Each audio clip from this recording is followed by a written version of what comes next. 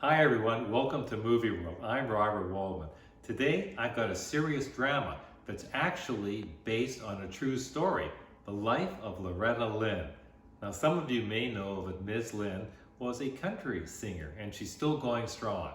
The movie comes from 1980 and it looks at her entire life when she was a very young girl to her maturity and marriage and ultimately stardom and superstardom. The movie stars Sissy Spacek. You see her first as a very young girl and how she matures over time. The movie begins in Kentucky, where naturally Loretta is the daughter of a coal miner. Big surprise. What is the surprise though is her very strong rural upbringing. Her parents are very rigid, old-fashioned types, who are hard-working to be sure. Her dad obviously worked the mines, which wasn't a fun job, it wasn't well-paying, but somehow he managed to raise his children. Then, from out of nowhere, enters into the picture a very dashing military man, a man fresh home from the war.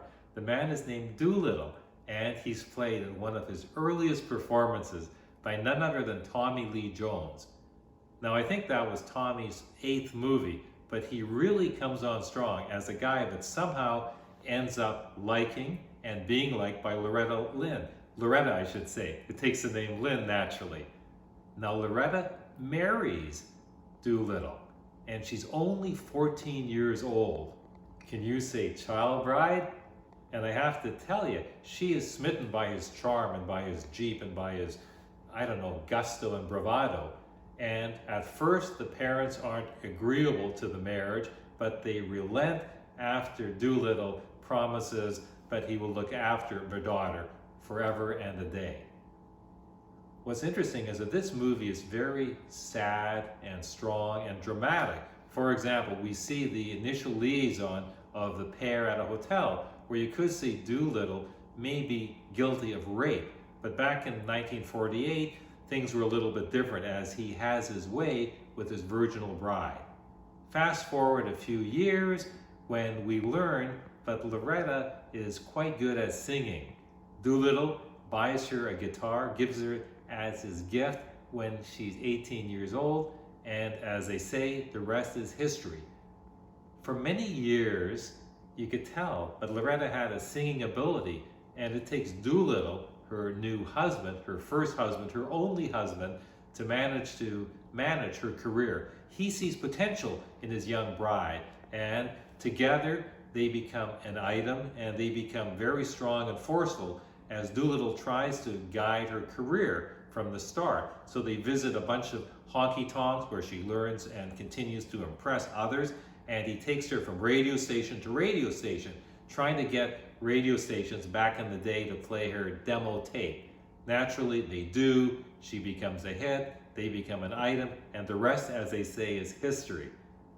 The movie is filmed on location in Kentucky and Tennessee, and it's a wonderful look at this young woman's rise to superstardom on the country circuit, replete with great shots of her appearances at the Grand Ole Opry, which is very famous among country fans, and it shows that close bond and friendship and connection with Patsy Cline, who was her idol and would be her mentor, and together the pair have a wonderful long-term relationship.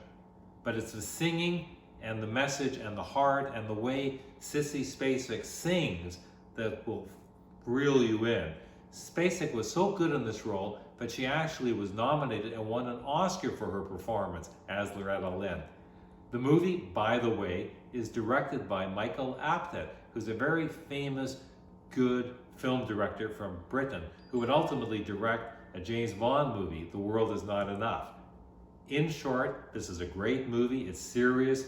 It's impressive on all counts, and I have to hand it to Sissy Spacek, who really turns in a wonderful performance, fresh a few years after her stunning portrayal as a woman who was wronged in Brian De Palma's scintillating, horrific Carrie.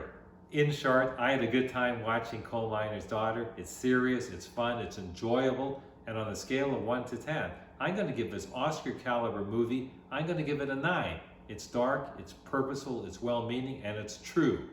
Robert Waldman for Movie World. Thank you for watching. Hope to see you again.